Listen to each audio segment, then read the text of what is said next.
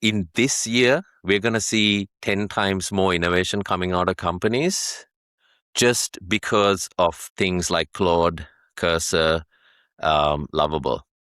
And I don't think product managers are as important as they may have been last year. Everyone's could become a founder. Like you could literally be a builder. If you know how to speak or give instructions what to do, now you don't need a technology business. The last 6 months has changed in the way I work more than I have in the last 18.5 years or 19 years that I've worked.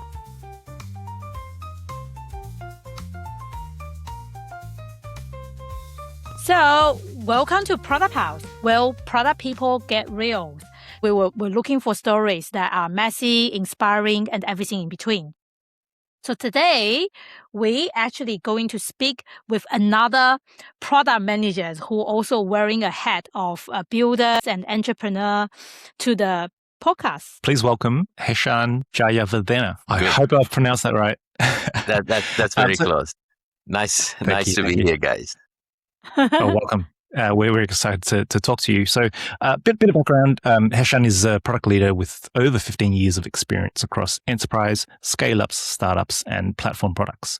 He originally entered the world of product through the business analyst pathway before growing into leadership roles across organizations like Telstra, Service New South Wales, IRES, and most recently Human Force. Along the way, he's built his own startups, including ventures in medtech. And that's why we're really excited today to chat to him about both enterprise products and founder-led execution as well. Welcome, Heshan. Yeah, I'm excited for this chat. So this is our product house transitions. We wanted to help our audience to get to know you in a very rapid way. So first question is, tell us, who is Heshan outside of work? I'm a bit of a musician. I'm a father of 2 kids, and I'm always like working on a project outside. Like I have a car project that's ongoing. I have the music recordings that I try to do as often as I can. It's a great relaxation method for me. And also I try to build stuff. That's essentially outside of work, and then starts work. Yeah. Second question is, what are you currently building, shaping, or leading at the moment? I'm working on one big project called PyFi. It's a property research ecosystem for regular people in Australia. Like we're starting with Australia as the starting market, and hopefully we can expand. And we want that to become an ecosystem where the focus is the regular Australian, who are probably the most underserviced customer in that whole ecosystem, in my mind. Because I'll purchase property, I'm always taking the risk, and everyone else just makes money along the way, irrespective of what happens to the customer. Controversial statements, but I'd like to help the underdogs, because I kind of see myself as one. And I always want to help with whatever I can. So that's kind of PyFi. That's the main one. And there's 2 other things that I'm working on. A email marketing tool. So essentially for PyFi, one of the biggest problems we had was cold emailing and cold calling people to onboard to our ecosystem. So I ended up building a small tool that I felt might be interesting for other startups, where it could go find potential customers that you should be contacting, draft the email, get you to approve and send it through, and set up meetings, all automatic. Because as a startup, we have 3 people who are spending whatever's left over from working on the main job. So I wanted this to be kind of a automatic tool. So it kind of grew out of PyFi's necessity and a problem we had. Sounds almost like Slack. Slack stories. Yeah, Slack was originally a tool that was developed because the founders were trying to create a game and they didn't have a Right. Yeah. communications tool. It came out of their own needs and then kind of blew up to be the thing too. So yeah. Nice. What's the Yes. third thing you are also leading and shaping at the moment? Because you say there are three. Yes. The third one is, again, a majority of my career has been in fintech. So I started in a company called Millennium IT back home in Sri Lanka, and I worked there for 9 years, straight out of uni, Wow. just before I moved to Australia. And in that, we learned how to do trading softwares. So, like, almost all of UK and half of Europe runs on software we built right now. So if you're trading in the UK, half of Canada, Hong Kong Stock Exchange runs tech we built, completely unknown. Probably cool. wouldn't trust or consider Sri Lankan company software to be running global financial markets. But that gave me a lot of knowledge in trading. And one of the projects I'm working on is to build a self-explaining portfolio management tool for retail customers that doesn't exist right now. Like if you go and invest in CMC or ComSec or wherever, there's about 99.9% of features that a regular person wouldn't use. Like you go buy a stock because someone in your family told you that you should buy, and you put that money in there and you hold. But there's nothing in there that's telling you, look, is this actually doing what you hoped it would? Kind of prompt you to say, hey, should you divest this and move into something else? So I'm trying to build something that could remove the emotion out of it. And I'm doing that out of necessity for myself because I'm a bit of a emotional trader and I want to distance myself from that. So I'm building it for me, but I feel there's a lot of people out there based on chats I've had who would like to use it. So I want to productize it and see where it goes. So that's the third one. So all kind of comes into, in my mind, how do I give others an opportunity to free themselves from having to work till 65? Because my crux of it is I want people to be free, that they can spend more time with their kids doing something you enjoy. We definitely should come back a little bit more around that because I find it very interesting. You're building a lot of almost like a set of module across all different industry as well by leveraging your hobby and the things that you're good at. I would love to do a little bit deep dive afterwards. The next question is about what are some of the non-work things at the moment you are actually learning or geeking out about? I guess it's the AI impact. That's the main thing that I've kind of accelerated a lot of the side projects, is the advent of AI. And a lot of these projects were way down my pipeline, probably 2 years into the future. And it came into this month, thanks to Claude for me. I was not a Claude fan up until 2 months ago. Because my company, Human Force, we got Claude. So we were given a few days to kind of experiment, see what it could do. I built a that interacts with our HR, our workforce management and payroll system, and you can just talk to it to get updates on employees in 3 days. And I'm like, wow. So essentially my backlog of ideas that I had said, okay, I'm going to need to find a developer, I need to find designer, and guys I'm working with in PyFi, they're maxed out. They don't have the time to talk to me about these stuff. I'm doing this every time I'm not doing anything. I went to a Sunrise conference recently, and there was a one saying everyone talking about it. They said before they used to say, like ideas are cheap, executions is priceless. But now at the moment, basically idea is executions, because when you be able to thinking about this idea, articulate idea, that already have a product basically. Yes. Like on the other side already. Essentially, like the biggest question I'm having in my head is everyone's could become a founder. Like you could literally be a builder. if you know how to speak or give instructions what to do, now you don't need a technology business to do that. Mm-mm. That's And it very- is the big trend in Silicon Valley where it's almost now there's a gap in the middle, right? It's now either you're a big tech or you're a single person founder, right? So it's quite an interesting trend. Okay, then the last rapid fire questions is as a builder yourself. So do you have any favorite app or product like that you really enjoy using every day?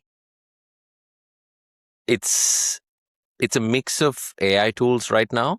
So it's Claude and ChatGPT. Those are my go-to ones. One is Claude's expensive due to the usage-based fee structure that they have when ChatGPT has a fixed price, right? I think OpenAI would change that very soon. I feel they would. But those are the two go-tos right now. And maybe a third one is YouTube. Like YouTube's where I get all my knowledge, most of my news from.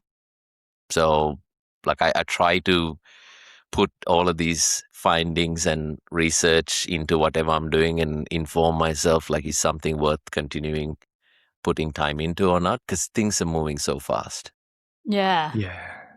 I find YouTube's a very interesting one because it's almost been using it for so long and the algorithms are so fine-tuned for me that it's as a thing, it's almost like it knows exactly what I want to watch, consume, and listen to. So it's dangerous.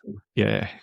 Well, I mean, That's it's too late interesting. now. That doesn't do that for me. It's too My late. I YouTube can't. Yeah. is the one that I don't think they have get my full kind of algorithm yet, to be honest, because I feel like it's I don't think they get a balance of entertainment and the learning right for me. So I would love to hear from you guys later on about how do you guys actually train your YouTube to provide you the right things. Nothing other than using it, I think, and that's the beauty of it, right? So, but it was probably one of the first AI use cases way back.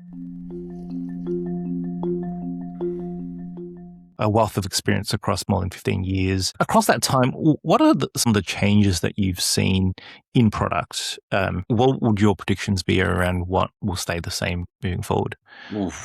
I'm not sure if I'm qualified to answer something like that. I feel the last 1 year, I've seen a massive shift in product management than my 18 years of working before that. I did get a bit of a unfair advantage when I joined Millennium IT. We were essentially a startup with 100 people, or maybe by the time I joined, maybe 300 people. Revenue of about $100,000 per head, which was massive for Sri Lanka. And we learned about like trying and testing and failing fast because essentially it was cheap for us to experiment and build stuff because of how cheap it is to hire. Like my first salary was at the time, if I currency translate now, $250 a month. That was my starting salary straight out of uni. I mean, I can't even pay my rent here for a week with that. And but at that cost, we were able to iterate a product out of Sri Lanka. The knowledge base was Google. Like we didn't know how software or trading technologies or trading in itself happened in the New York Stock Exchange or the American Stock Exchange, which were the systems we were upgrading. And it had to be done in a microsecond latency. It meant we had no rule books. And I really like that environment where there are no boxes drawn. And for me, one of the biggest shifts coming to Australia was this enterprise box that you get put in saying, these are the rules, you can't do this, you can't do that. And that in enterprise businesses where you are a product manager in servicing a business, like let's say, for example, Telstra, you're not building products, you're building services for the customers who are consuming the services that Telstra offers, right? That means you kind of get, like, I felt really trapped as a product manager because that was not what I wanted to do. And I felt that was a huge cultural shift, moving in from a technology-led product company to a enterprise product team. Another example would be Woolworths.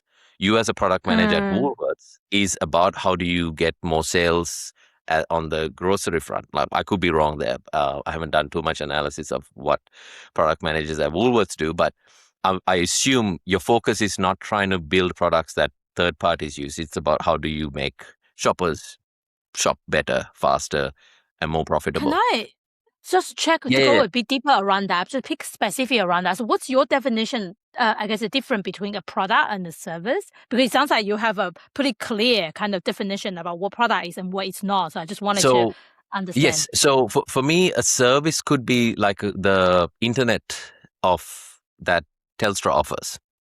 So me as a product manager in the digital arm of Telstra, I wouldn't be impacting how I service internet. That's completely on the infrastructure and the core product of what Telstra offers. But me as a product manager in the digital arm, I would be building the My Account or the online digital experience. And that has to be within a certain budget, and you're not trying to make it as fancy as needed, and you're not trying to sell that to a third party as a product on its own. You're giving it as a usable software for people to buy more of the internet or whatever the services that Telstra offers. Same with Woolworths in my mind. Whereas a product company could be a Slack.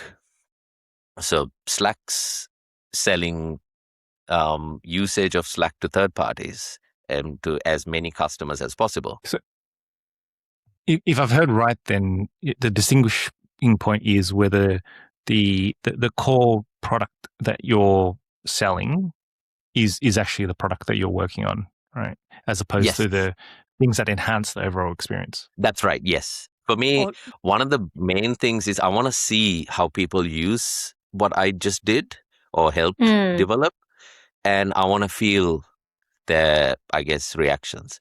For me, that is very important because I want to know that I've helped. I want to make sure that what I did helped someone. If not, how do I get to the next step? And it's kind of like this never-ending loop.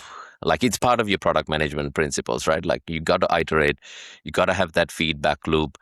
And one of the things with a lot of back-end roles is that you probably don't end up seeing that end use in the way that you could feel and connect at a human level.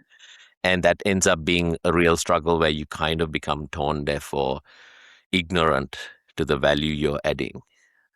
Makes sense. So if you go back to Kia's original questions around what has changed and what hasn't changed, is that, I guess I'm curious about, is the biggest kind of things that you see that what you describe, it hasn't changed, is about the impact part, or the impact bringing product manager getting closer to the impact part is changing? Yeah, I guess with Millennium IT, we were a startup where I learned or saw where, like, just seemingly regular people getting hired and being able to impact global scale and making mistakes and being able to iterate and just coming back with a better version next time and getting a new client and not giving up.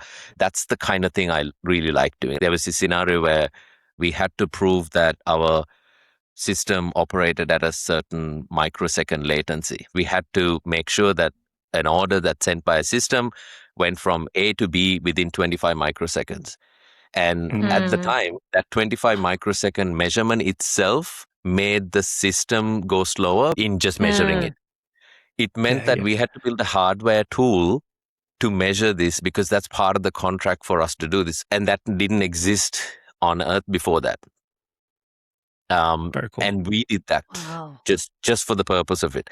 And we were one of the first to use this memory-to-memory communication, where TCP/IP was just too much overhead for latency. But anyway, I guess the point I was trying to make there is a lot of the companies, when I moved to Australia, I saw that the founders were gone and they're in that enterprise phase. Pretty much innovation's dead, and you're just figuring out, okay, what's the next small incremental change that could be the least risk? What's the most voted idea that the customers are talking about? And let's do a business canvas, blah, blah, blah. And there's not a lot of innovation and kind of risk taking.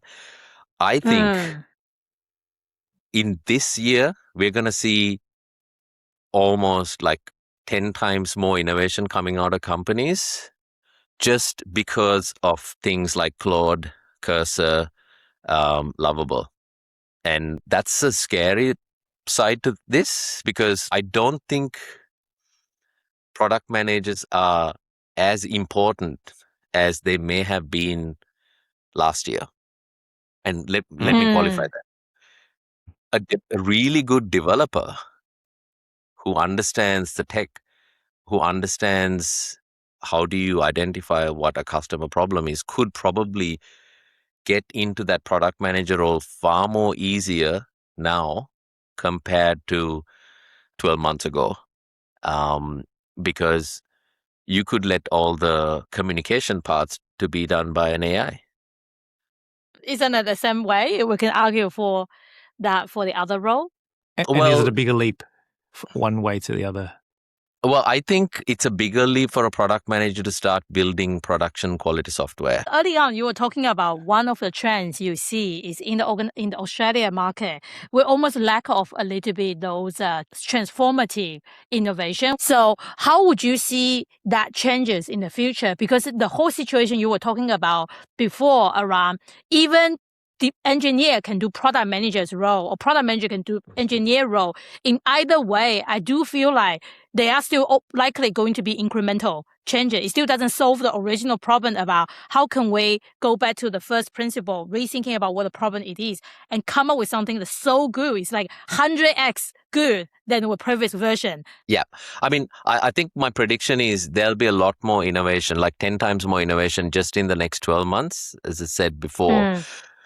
But I think it goes back to, I guess, the business realities, right? Like, can you afford to do a ground up build of a product when you don't have time to put into that? But I feel it's now something that would have normally taken 12 months to build. You could probably do that in a month now with the right team and the right tools. You could do that in a month. Like in my workplace, we have this certain feature set that we're migrating from a legacy system into one of our new cloud platforms. And we have about 20 different units of features that we need to develop. 6 months ago, each one took us about 2.5 calendar months to go from start to end. Now we run 5 of that within 2 months with one developer and me.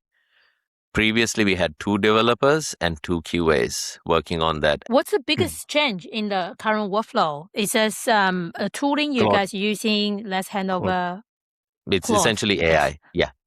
Like it's, for me, that's the biggest impact that we have had in the last 6 months. Like for however long I've worked, the last 6 months has changed in the way I work more than I have in the last 18.5 years or 19 years that I've worked. It's very true. Yeah. Like That's very interesting. I am way more empowered to make things myself. I'm way more able to make inroads in ideas that I want to experiment and test and get it really close and then hand it over to my dev team. As opposed to I would have had to had UX designers involved, have workshops there, and spent weeks and weeks trying to do discoveries. Whereas I could do most of it just with customers directly. If I have access to the info and the channels built properly. So I like essentially what AI has done is shrink the timelines of a lot of projects. So that's why I was saying, like, I can predict businesses taking massive risks in reinventing or inventing new ideas or bringing them to life, because it's much shorter and probably cheaper to do that now. But like you said, it goes back to how risk-taking are these leaders Culture. out there, right? Yeah. But I feel if you don't, someone's going to come and take over. Like I see me using Slack more and more every day over Jira. Like it's got to a point where, I don't know if I'm making controversial statements here, but I use Slack for my ticket management. I use Slack for a lot of the documentation, like just the Canvas feature that they have, and its table features, etc. I don't need another Confluence page. I don't need a Jira ticket. So I feel like that's all coming through this whole innovation. And if another company comes and, like, they could build a Jira really quickly with the tools that are out there that fits the business exactly the way they want. Like, you could build a ticketing system almost in a week that unpacks and removes all the problems of having to deal with a Jira or a Asana that is a pre-built product that you need to go into their backlog with the tools that you have now, so that your business can deliver the most efficient or operate the most efficient as possible. Yeah, everyone can build their own versions, like Tyler software. Exactly. And that's the reason why there's so many statements outside about the SaaS, the impact about all the SaaS, the stock market and everything. Exactly. I feel like if a company does not adjust to that, the likes of Jiras and Asanas could become less and less relevant. Like, obviously they have a lot of customers there, right? Like, it's hard to disrupt that, but you just need a few people to kind of take this leap, and a trend could start really quickly. Like, the things are moving in almost days nowadays in terms of changes and shift compared to years, I would say, just even 6 months ago. Then what would you think these companies should do? What should this big SaaS company do? What would be your advice? I think if I take Jira, I feel Jira just needs to become way more flexible. Well, actually, it's a hard one to answer, right? Like, I'm sure Atlassian is thinking about all of this in terms of what they need to do to help customers auto-configure to their workflow and build API integrations that essentially makes them a backend, not even a UI, and help customers deep root or deep ingrain into their ecosystem. That's one of the problems with Jira for me personally, is that I always have to go to their UI, have to play around with their systems. Whereas if they provide APIs and our AIs could talk to their AIs and use them as a backend. MCP, Jira, Claude, MCP. At the moment, I don't using Jira directly at all. Everything for me is Claude as an interface with Jira. That's exactly. So I feel like those kind of innovations are happening with these guys, because your interface, your own experiences are no longer good enough for customers, because everyone wants to build their own kind of workflow. But then the real conundrum, and I haven't clarified in my head what this means, is like, if everything's just become a mumble, like a jumble of MCP servers talking to each other, where is it going to end up? Like, what's happening? Like, what's the use of even a HR system? Because if the customer could build their own HR system using a Claude, why are you buying another product? Who's going to consume whose product going forward? Because if everyone's going to build their own product, I'm kind of arguing against myself here. It's possible now. Like, let's say Iris, we used to use Workday as our HR system. I don't know if they still use that. And again, I don't know if this is controversial. No one liked it. With Workday, it's just that there's a love-hate relationship with the operational systems of any company by their employees, because you use it so seldomly, you're not familiar how to use it. If it's not user-friendly or someone's not put effort to make those workflows easy, it's hard to use, and you kind of blame the tool. Yes, it's an implementation as much as it is the tool. Yes. So, but if now Iris could build, technically, their HR team could build a workflow that's way better themselves that could be integrated inside Slack, let's say. But it probably means that they will need to kill their original product to be able to leave space for this new product. Will they do that? And then what will be that process? When you say they, do you mean Workday? Yeah, well, any SaaS product, if any SaaS product is not specific for Workday, I think that's probably the dilemma they currently have, right? Because they have such a strong infrastructure, and what makes them great today is kind of it's also what potentially drag them back a little bit, because they have such a big ecosystem. Or the reason why I think for the big company like Atlassian, Canva, they have all this great partnership, be able to have all this MCP with Claude, is because of how good they are, the amount of data they have, relationship they have. That's why they have this advantage to build this big commercial partnership very quickly. But at the same time, it's also because of their kind of a domain knowledge and infrastructures and this legacy platform, which make them more difficult to pivot and change than the other new products. So it's almost like a double-edged sword for them. Exactly. And I guess where I was going with the Iris HR system idea was, if people don't like it, do you need to pay millions of dollars for having a HR system?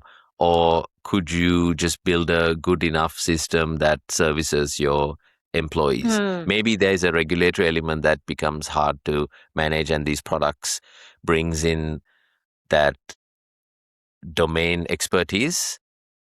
But I feel like that's a timing thing where AI could take over the domain expertise that a company has and just become a service that someone could use. So what you're really talking about is the core value proposition of these companies, whether it's Workday or Atlassian, right, is really in a agentic-led world, just a collection of data points that is secure enough that it meets all the regulations, right? So there's a world where you could almost say, someone comes along and says, I have a very secure platform that anyone can connect into, and I build it agent first, that it serves the purposes of a HR platform, or it serves the purpose of a enterprise knowledge share platform, right? And don't really need to customize it. Just throw data at it and then talk to it with your agent, right? Yeah. I mean, I think every technology company out there would be challenged to its core in the next 12 months. Because like you said, like if everything is a set of agents that can work at the scale that they're currently working at, that is essentially a HR expert, a workforce management expert, and a payroll expert, what are these companies building? Like, and why do you need multiple versions of it? Maybe there needs to be optionality, right? Like I'm seeing this singularity coming together where this super AI platform just suddenly appears and everything happens through that. And all of these products are just nice ideas that ends up becoming like swallowed by this single AI. Yes. It sounds like in my head, like no, now that I'm saying it, it sounds like a doomsday warning, but I just don't know where it's going, because AI is becoming so powerful. If I could do development that I couldn't have done in the next 2 years in 1 month, like what does that say to what other things it could do very quickly? Like with Optimus from Tesla coming out, it's not just disrupting like desk jobs. It's going to disrupt physical labor work as well.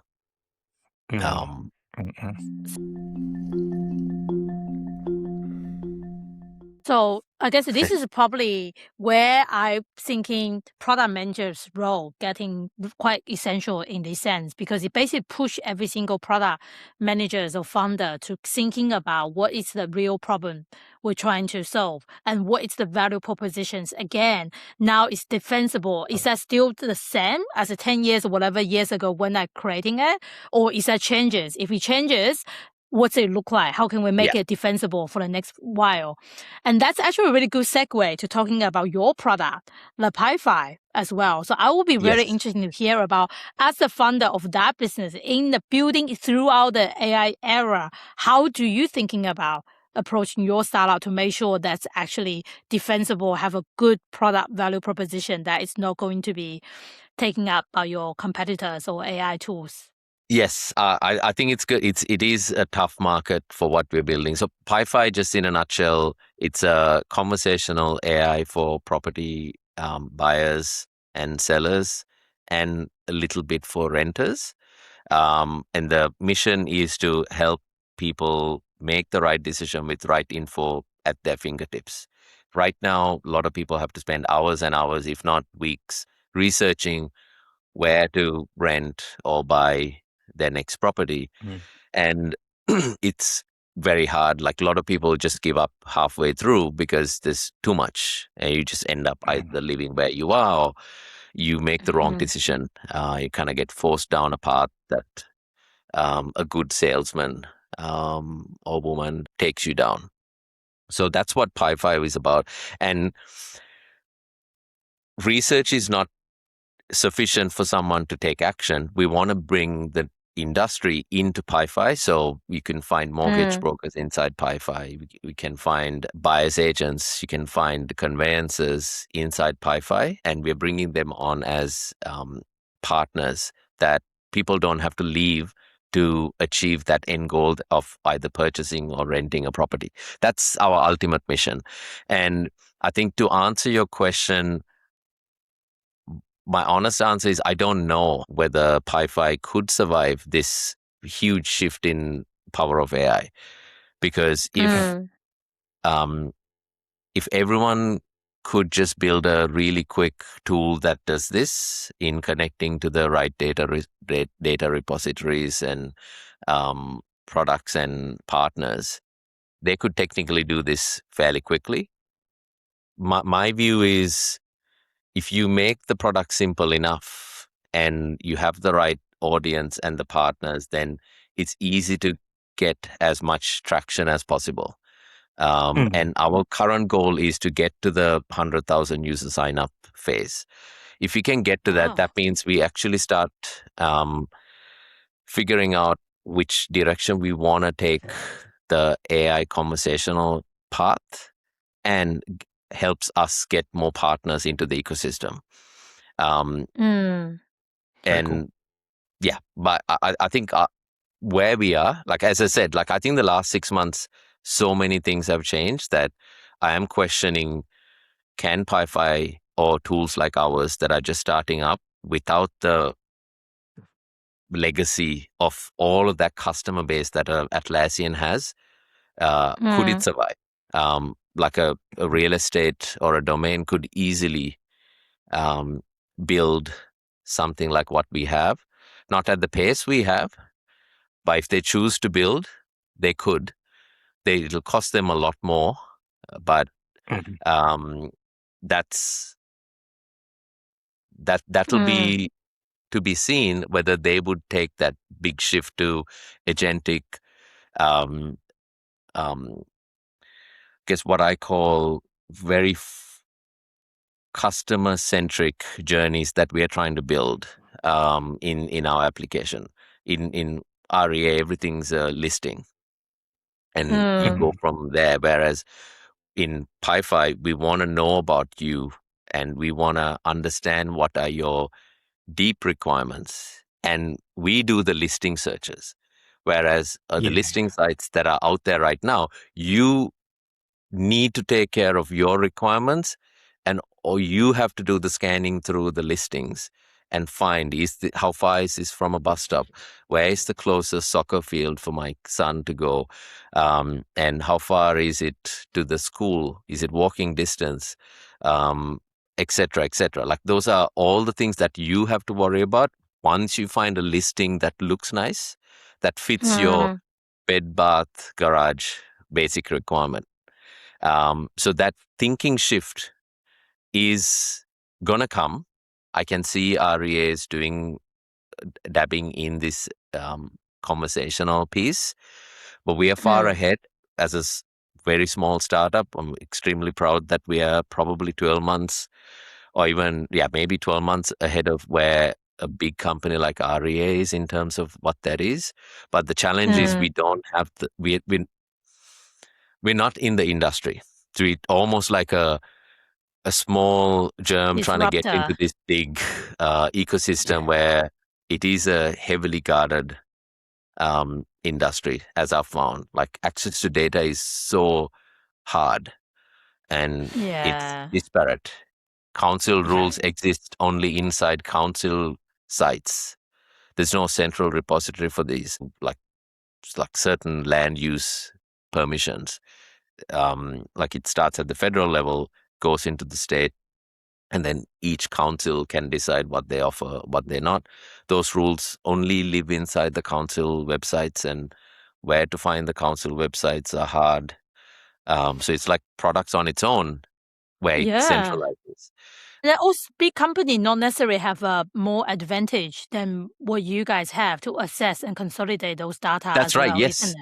So we've been chatting to a lot of mentors in the recent months, because we're not going at the pace we wanted in terms of customer signups.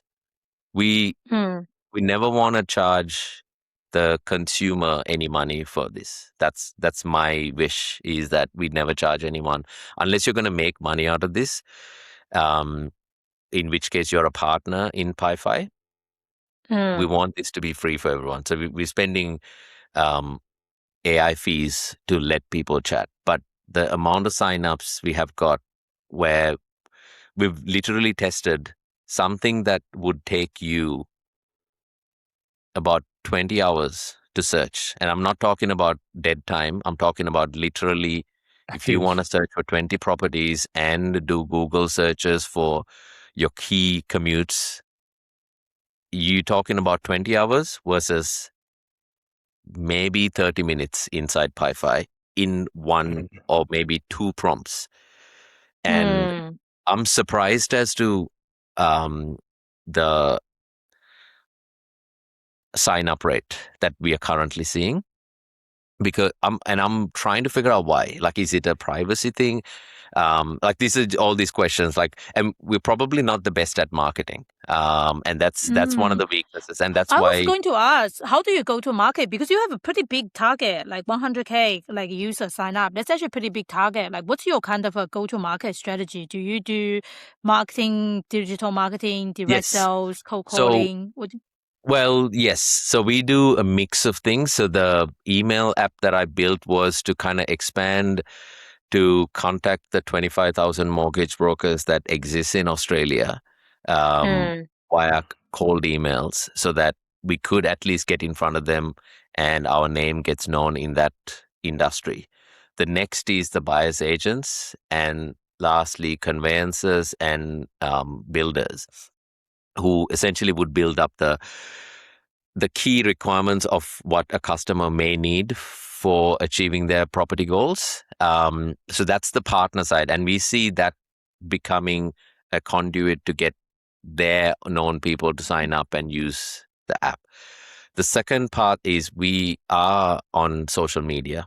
So we do have LinkedIn, we have Facebook, Instagram, where we post a lot of, I guess, our content, videos, etc.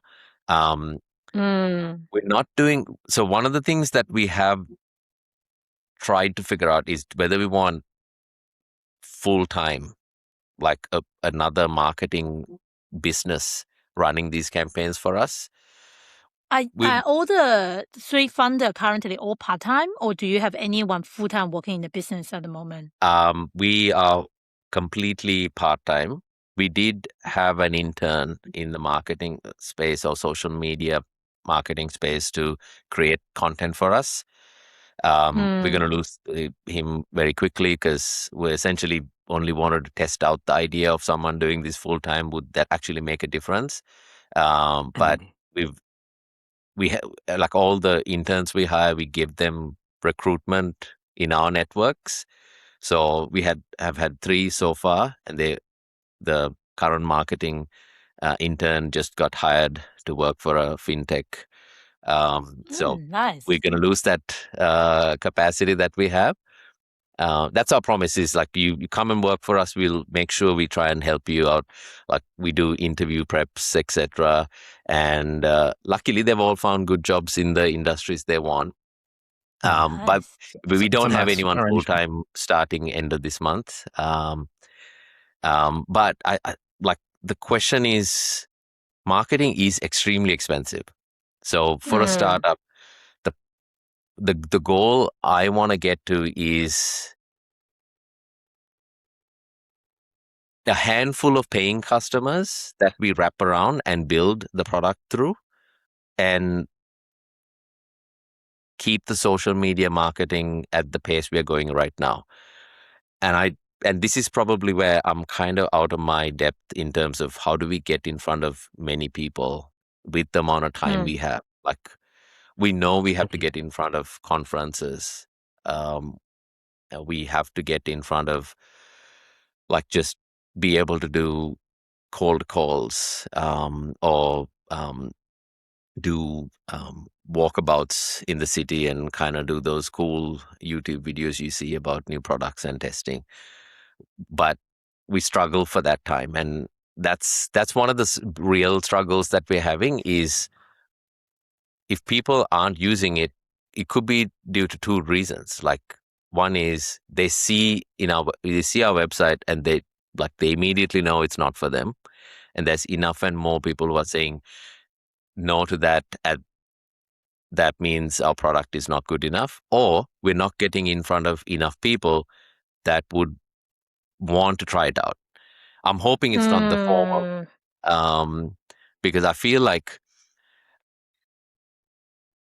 this is a genuine need that anyone I speak to are struggling to. Like everyone, like people at the gym I meet, like they're spending months and months doing weekend inspections of 1 or 2 properties, and they spend hours and hours trying to figure out how does the floor plan look like. And a tool like ours could definitely help.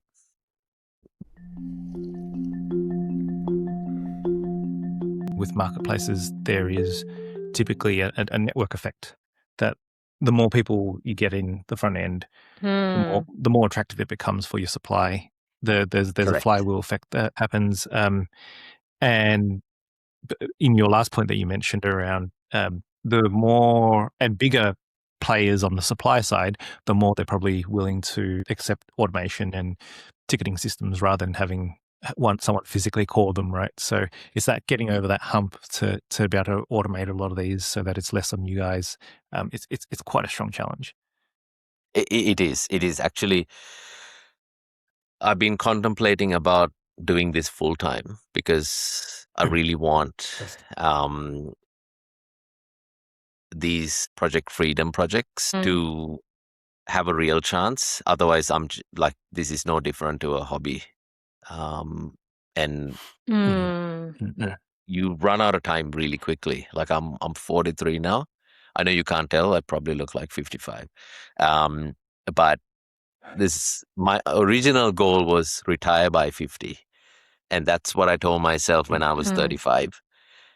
And I feel the rate things are going, I don't know if I could. I don't know if everyone has the goal of retiring by 50. And I don't mean retire and do nothing. I mean, I want to be able to just do my own thing, and be financially free, so that you're not kind of stuck that if you take a few days off, you're kind of behind on your payments, etc. And I know that's what everyone wants. And one of the things I visualized when I built PyFi was to help people achieve that. And a lot of my Project Freedom projects, I don't know if I spoke about this, but Project Freedom is a collection of ideas I have and a list that I run that could give me the freedom to just work for myself and achieve financial freedom. And I want to productize those so that others could use those. So one of them is PyFi, and that's the core one that I'm working on right now. What are the key decisions factors in your head? Because that's such a hard decision to, I guess, giving up full-time and stable incomes at a certain age to pursue for startup, because I did that a few months ago as well. So I know how difficult that kind of experience actually it is. So I am also curious about what's coming to kind of your head about the key things that helping you make the decisions. Yes, I think it's whether I like it or not, I am on the hamster wheel. Like if I do take 6 months off, or I just cold quit, the bills will rack up, but it needs to be at the right time that I can probably afford the 6 months off, and it has to line up with an accelerator program that I would want to join. So one of the things I really want to try out if I do take that is there's a lot of good reviews about StartMate and the Antler founder programs. Yeah. I want to time it to one of those. So with StartMate, I can take my idea, whereas with Antler, I may have to partner with someone else's idea or be able to find other partners for a new idea. So I'm more leaning towards StartMate, where I can probably take PyFi into, put it through the accelerator program to kill it fast. Let's put it that way, right? Like I don't want to work on a dead end idea just because I feel it should work. I want to come to a point where PyFi gets striked off because it was just couldn't keep its head up above the water. That's a constant conversation that I have with my founders is, how long do we go before we say, okay, let's move on to the next idea and not PyFi. And that's every 3-month conversation that we have is, do we have hope for the next 3 months? Do we want to go another 3 months? Because if it's not PyFi, I want to do something else. And not same with other guys. Like we want to try a new idea. Because I feel with entrepreneurship, well, I hope that you're not stuck with one great idea and you'd hope that will work. That you could do multiple things. Because I feel like I'll get really bored if I have to do PyFi forever. So my idea with PyFi is I want to create it to a point where it's got that flywheel churning, and I want to move to the next 0-1 build. Because that's what I like doing, is like just inventing stuff. No, that's really inspiring to do that. No, definitely, we have a separate chat around that. I think I mentioned I actually went to the StarMates showcase recently during the 12 weeks. That's essentially what I get you to do: accelerate the whole process of this idea, get out to sell with a full support of the industry mentor, and it's either make it or pivot. Basically, apparently, most of the organizations that when they go through the program, what they actually look like, the end product is very, very different for what they originally started. However, every single idea deserves to be like to figuring out is either make it or break it or pivot. So Heshan, if we fast forward 5 years and this is all playing out exactly as planned, and PyFi is an amazing success. Kind of what's next for you? Like, what great looks like for me is I can keep churning through ideas that connects with my heart. For me, that's the mission. Is like PyFi has a really close connection because I've gone through many bad experiences in property. Recently sold a property, went through a really bad experience. Lost a fair bit of money that I didn't think I should have. And for me, I want to make sure that PyFi could help others not hit that. And in turn, gives me the joy of people using it, hopefully make some revenue out of it and exit it as a venture.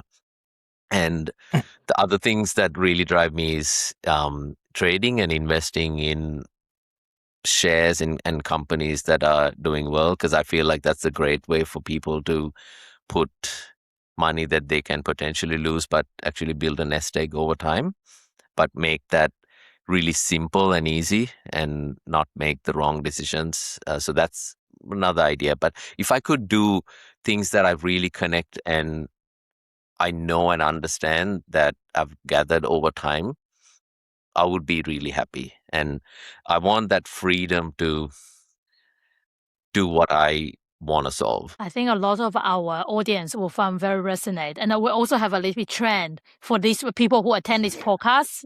I think you are not the first person mentioned that around that as well. So I have the last question for this podcast is, as you know, a lot of Product House listeners are actually quite entrepreneur as well. So what would be your advice to people who wanted to start building their first ventures? What would be something very tangible they can actually start to do within the next 30 days? Well, I think you need to find your right partners from the start, because that's going to be your make or break. Like, if you're going alone, then you got to make sure you are really self-motivated. For me, I need at least one other person to bounce ideas off of. I've learned that through my career, that I work great in pairs. I just need someone else as almost a wall that just talks back. That's probably why I like working with AI a lot, because it just bounces ideas back.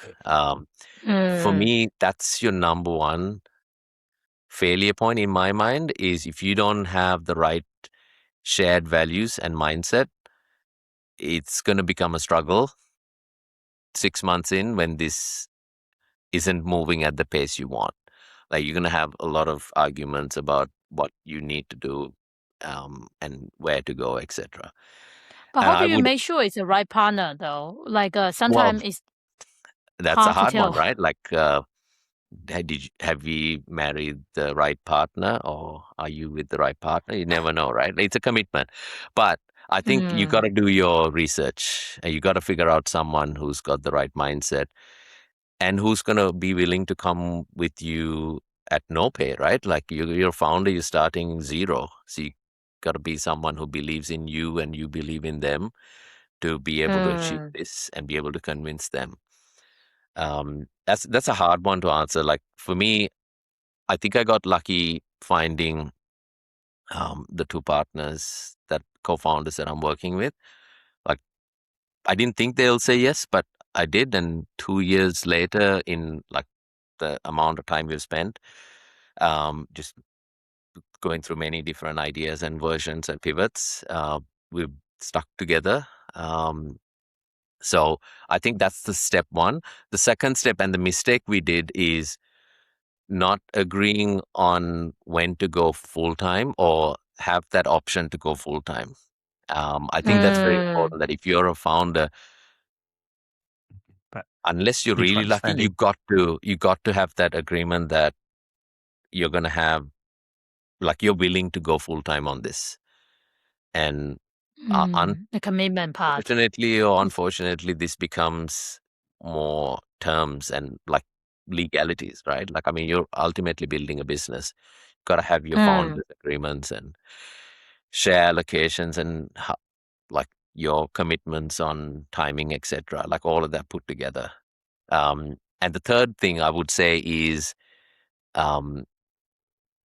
if you haven't done that before or done a project or a startup before, I think going through an accelerated program would be really beneficial.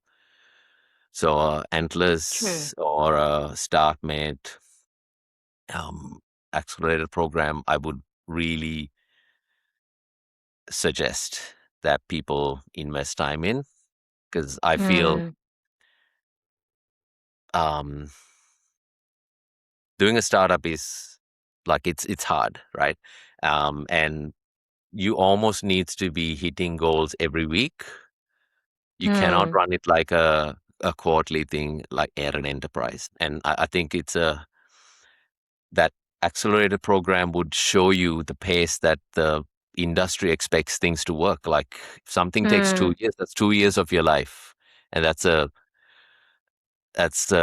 greater than 1% amount of your life invested in something that didn't go anywhere, which is the shame.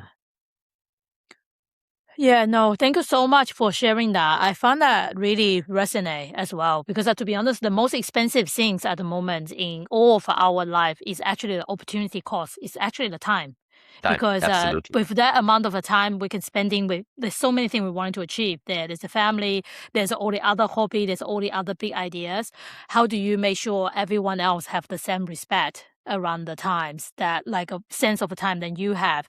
And then to make that commitment all together, have the all the way in, is actually a really, really hard thing. So Yes. yeah. Well, on that note, I think it's a really good way to kind of end today's podcast. So thank you so much for spending your Thank you for time having me. with us and our No, this was a audience. pleasure. Yeah. Lovely chatting to you both. Really enjoyed nerding out with you, and thank you for sharing your perspectives. Like Charlotte said, a lot of the insights and experience and your thoughts around startup versus enterprise, it really resonates as well. So thank you. Thank you.